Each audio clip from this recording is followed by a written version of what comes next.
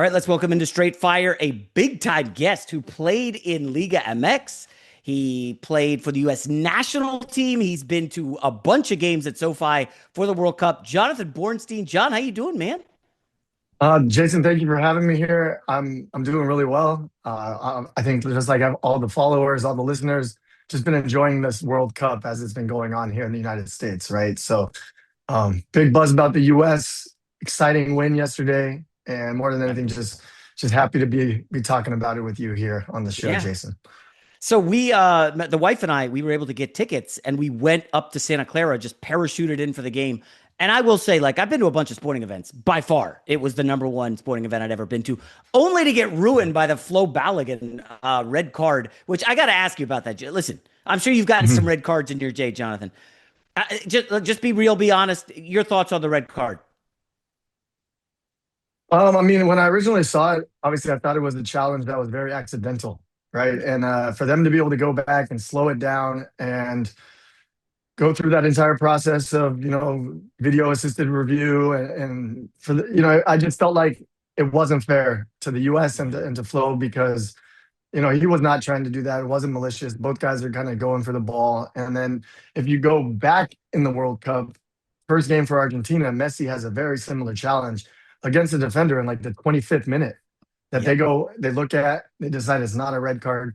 If you put the two images side by side in video time, they literally the exact same offense, right? And so, how can it be that one isn't given a red card, the other is at this juncture of the tournament? All of that you add in all those elements, and for me, is just really unfair. I obviously losing our number one striker. He's already scored 3 goals, so it's going to be a big loss for us. Mm. But more specifically, I just think FIFA needs to do a better job within having consistency within the calls. 100%. Yeah. I'm still, we're recording this Thursday afternoon. I'm still holding out hope that FIFA looks at it, was like, we got this wrong. We're going to downgrade it to a yellow. And I've checked all the AIs, Google Gemini, Claude. There's no Yeah. precedent for that happening. So, I'm still holding out a little bit of, it just, I think you're right. Unfair just seems accurate. So, assuming Mhm. he is out, Balogun's out, we're still, according to the gambling markets, pretty much a coin flip against Belgium. They did smoke us 5-2 a couple months ago. We didn't have all our guys. I'm just curious, do you think Ricardo Pepi is the guy he starts? Does he maybe throw a curveball with Haji Wright? Does he move Pulisic out of what's your best guess as to what Pochettino does here? I would guess that he would put in Ricardo Pepi. I think Okay. he's the guy that Pochettino has been bringing off the bench consistently throughout this tournament. I think that would probably be just the like for like kind of not having to switch a lot of the tactics compared to what they played against yesterday's game in Levi Stadium. I think there are a few other options that are out there for us. Would we go to more like a 3-4-3 and have a single forward and two Mm, wingers? And mix the thing up like that. But that would then be throwing a lot of new elements into kind of what we've been doing and having success in this tournament, right? So I'd see it as just straight for straight swap at the 9 with Pepe coming in, and then obviously needing to go to guys deep in the bench as the game goes on. But yeah, I do see that as the only option, only true viable So, option. so yeah, I mean that seems like what everybody's leaning toward. I will say Pochettino was, I don't know about under fire, but he had a rough start to 26, and then he gets to Mhm. the World Cup and he looks like a different dude. I mean it. And again, I'm an untrained eye. You played a lot of pro soccer. It looked like yesterday against Bosnia, they tried to work the outside, then they tried the over the top. Nothing was really working. And then they decided, hell, let's just press these guys. And it was turnover after turnover, and boom, we get a goal. Is that what you saw, Mhm. or is what was your read on what Pochettino did there? I mean, I think as the game goes on, right? Any game, you try and find ways to hurt the opponent, right? And I think we started the game trying to just play our normal style, get down the lines, create overlaps or overloads on the outsides, Mm-hmm. getting our wing backs, up the field in good attacking positions. And yeah, I thought Bosnia did a really good job defensively of kind of keeping us at bay for the majority Yeah. of the game, right? And then obviously, I think as game goes along, you have to figure out new ways to both attack and defend a team. So I think them actually pressing the line a little bit higher, getting our defensive line very high. I thought that really worked, and we were causing them just as much trouble as they were causing us, right, in our attack. Mm. So I think, it was a good showing. I thought, the US's ability to adapt within a game, to be able to change kind of schematic and tactics while the game's going on. I thought they did a very, very good job within the Bosnia game of doing that. I don't know how much you remember from the Belgium meeting. So we took the lead 1-0, and then it was largely all downhill from there. I mean, we didn't have Tyler Adams. I believe Richards Mhm. missed the game. Tillman came in late. We didn't have our full deck. Um, are you worried about Yeah. Belgium? Because I missed some of that game against Senegal flying up to Santa Clara, but some of the advanced stats say Senegal was basically kicked their ass. I mean, it was one sided for 85 minutes. Yeah, I saw the majority of that game. Okay. I do think Senegal, being a very athletic team, being very dynamic within their attacks, their wingers, their forwards. I thought that caused a lot of trouble for Belgium's defense. I do think that players like Lukaku coming off the bench, Mm, Jeremy Doku, who's on the wing, is a very, very unbalancing a winger. Their other guy on the other side, Tilleman. I'm sorry, Leandro Trossard, yeah. also on the wing. Right, both guys very, very good on the ball, good at creating a lot of opportunities for their team. And then you add in guys with experience like a De Bruyne. Right, I think the strongest suit that Belgium has is their attack. I think if we can keep them at bay, kind of like what we did against Bosnia, high pressure, not giving them a lot of time and space on the ball, making them make decisions quickly, I think that's where we're going to get Mm, our best options to win the game, right? yeah. And so I think we do have to have it in the back of our minds that they got Lukaku, who's going to be coming off the bench. He's come off the bench in the last couple games and scored. So Yeah. I think we our history with Belgium, especially over the last World Cup, as well as this previous game before the World Cup, we have not had big success against them. So Mm. I think we're playing in a different way than we were playing when we had these prep matches, as well as obviously World Cups in the past.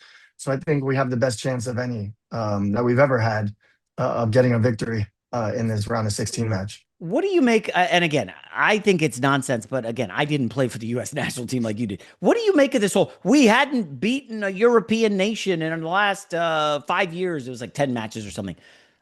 Does Mhm. that stuff matter? I mean, can we take anything away from that? I mean, obviously we beat Bosnia, so the streak is over. But Belgium is Mhm. European. I'm just does that is it a style of play thing? Is it just a step up in competition? What do you think is there, if anything? I think it's a combination of both those things, right? I think European teams play against other European teams, and the level gets risen when you get those type of Mm, games consistently, right? Whereas we're in the CONCACAF region, North and Central America, and our competition lead up to World Cups, lead up to big tournaments is a little bit less than playing against a Spain and an England and a mm, Germany and a France on a more of a international like daily basis, so to say, right? So I would say there's an element of that to it. Just the overall competition raises the level of the teams you play. But we do try and get those games in as well in terms of friendlies. But again, never the same lineups, not always the full mhm. roster. And so when you go to the World Cup, I think all of this gets thrown out the window, right? Because everyone has their best players, everybody wants to win. The level of everything's under a magnifying glass, and players are playing the best soccer that they've ever played because of all of these different elements as well. Yeah. And so for me, this World Cup, you've already seen bigger teams like a Germany, like a Netherlands, get eliminated by maybe like these underdog teams, right? And so, if there's any ever a chance for the U.S. to now beat a European opponent in the round of 16, I Mm. think it is coming Monday, July 6th. So, I like and the that's confidence. how I see it, right? That's So, how I see it. let me ask another question on Belgium. So they didn't look great early against Egypt. They were not great. The Iran game was embarrassing. Sure, they killed New Zealand, but they're not any good. And then they were outplayed largely by Senegal. I'm just curious. I saw that De Bruyne and Doku were subbed off like before the Mhm. 60-minute mark. Those are supposed to be their two best players. I don't. I thought Belgium wasn't quite on the Netherlands level, but I thought they were better than this. They just haven't been good at all. Am I underestimating them or overestimating us? I don't think either of those. I think we just have to analyze what they've done in this tournament, right? They haven't been great in front of goal.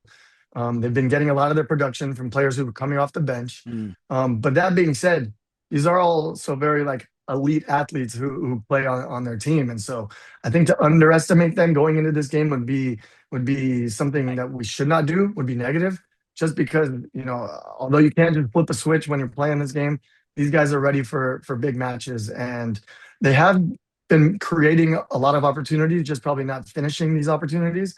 And so I think against Senegal, they also had very good lapses in those first 50, 60 minutes. Although Senegal, I think, just was able to put them away by taking advantage of their opportunities, right? Scoring those two goals Mhm. definitely put Belgium under a lot of pressure.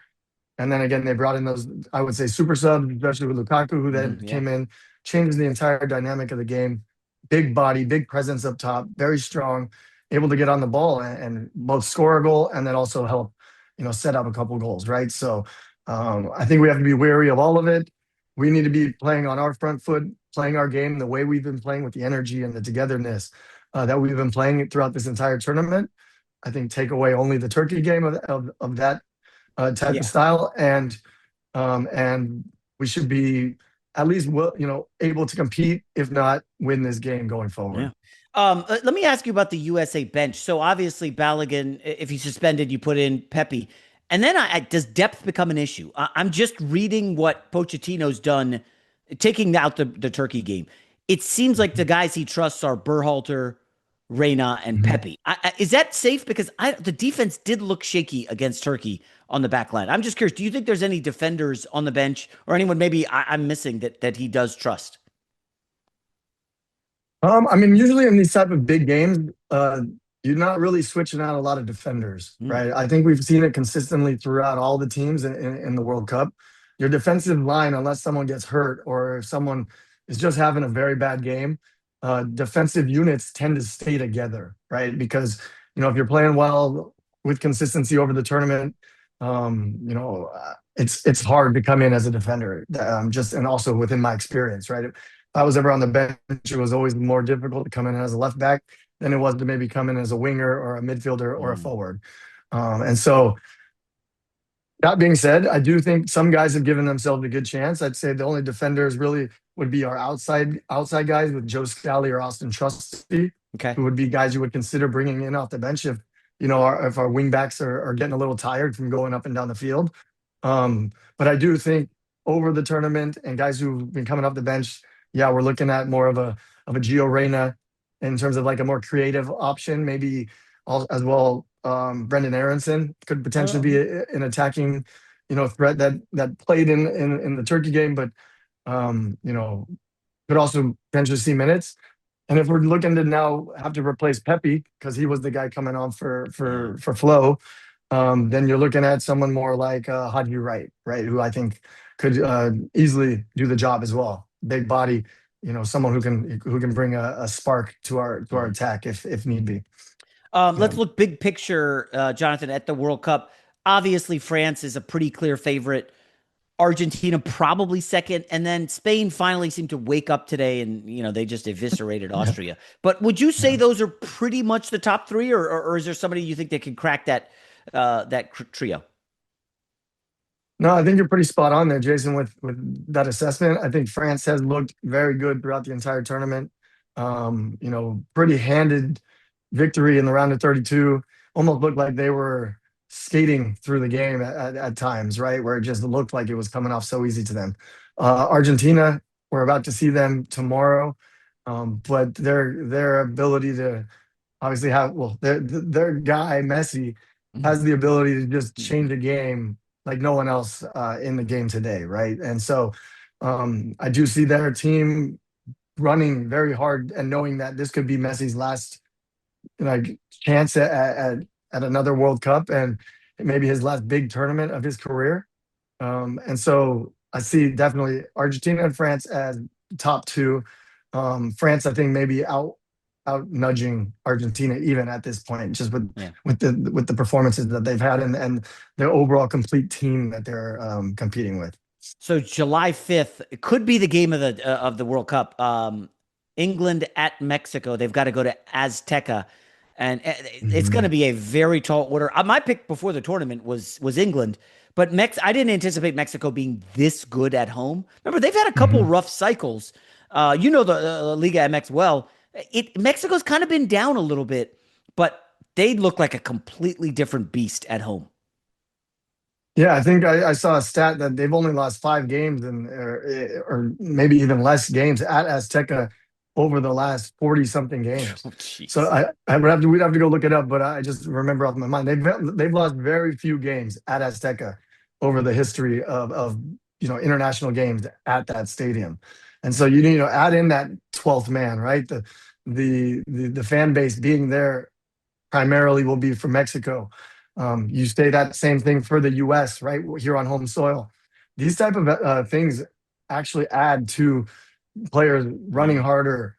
Finding another gear to be able to perform in the World Cup. So, yeah, I think Mexico is going to be tough to beat at home, and England, they were almost out of the tournament as well. If you don't have the heroics Yeah. of Harry Kane very Yeah. late in the game, right? So, a lot of these bigger name teams have not been showing up as big name teams, I think, in this tournament. And it just goes to show how much parity there is within world football Mm. nowadays, right? I said it earlier, I will say it again. Anybody can beat anybody at any game of this World Cup. And that's, No. I think, what makes it most exciting for all the fans and even for the players. You always know you have a chance if you show up and you play your top game. So who are you picking in that one? Because I mean, Mexico basically sleeping in their own beds. They just played Ecuador there. England played Mhm. in Atlanta. They got to travel to the altitude. I think I got to go Mexico here. Yeah, I think Mexico is better prepared for the situation when you add in all of these different elements of altitude, of Yeah. travel time, of just how much you've also had to travel throughout the World Cup. There are teams who have more favorable outcomes because they, we like U.S. travel from Los Angeles to Seattle to Los Angeles, Yeah. and now up to Northern California. There's other teams who are traveling across the country, Oh yeah. even internationally from Canada to the U.S., Mexico, back. So these things add up on just the overall wear and tear, the mind. How much are you actually resting within all that stuff? So I do give Mexico a much favorable outcome in Hmm. that match, and I think they also had I wouldn't say easier, but they took care of business rather more quickly than England did Yeah. in their match, right? So one team had to fight to the very end, a lot of emotion within that. The other team kind of, had a lot of opportunities to go, they obviously won 2-0, but opportunities to go up 3-0 and had a bit easier of a match. So Right. I do like Mexico in that one. Maybe a little biased just because I played there a long time, played with a lot of the guys who are playing on that team, Oh. guys who grew up in Querétaro, like Luis Romo, um, Orbelin Pineda, and then also played with Brian Gutierrez in Chicago. So I had the opportunity to play with those guys, and then also against a lot of those guys. So go way back with a bunch of them, and so that's kind of why I'm also rooting for them. Yeah. So Mexico, if they win, likely would face Brazil. It's weird to talk for 18 minutes about soccer and not mention Brazil. I don't I don't think this Brazil team is great. Obviously they have great players, but they haven't looked particularly sharp. I don't know. What's your take on Brazil? Yeah, I'm right there with you. I think we always expect more from Brazil. Historically, they're probably the best team ever to play in a World Cup, right? Most championships. Historically, the best players that have touched the field and been able to. Well, we've been blessed to see them play. So I have been a little disappointed.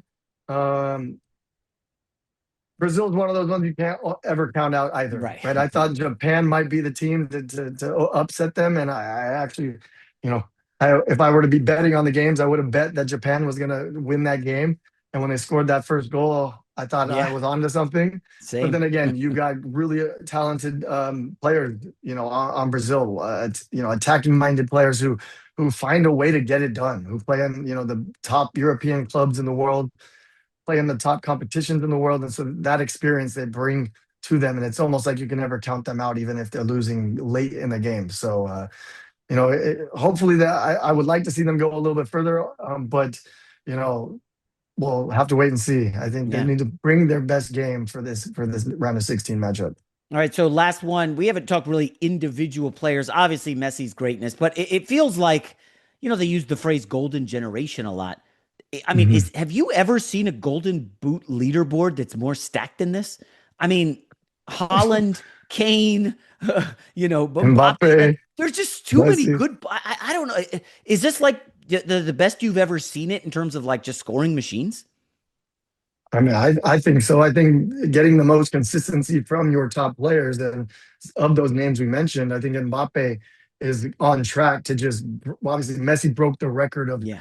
number of goals scored in a World Cup, but Mbappe is on his heels right behind him, and he's still, I think he's only 27, right? Yeah. So he's got many more World Cups to go.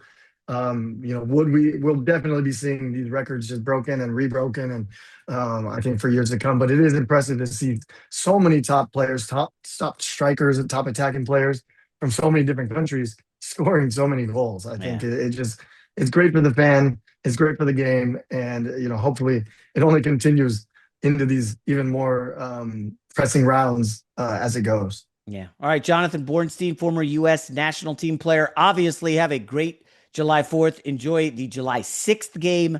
And then, Yeah. hey, who knows? Listen, maybe I'll, go dip into my kid's college fund to go see USA Spain at SoFi if that match happens, because those tickets are going to be, it's going to be a tough one. Not for a guy like you. Obviously you'll get Oh, hooked up, but that would be phenomenal, Jonathan. Thanks, man. yeah, no, I hope that happens as well. Thank you, Jason, for the time, and I love the interview. Thank you for all those great questions. It was always a pleasure talking U.S. soccer during the World Cup. So thank you.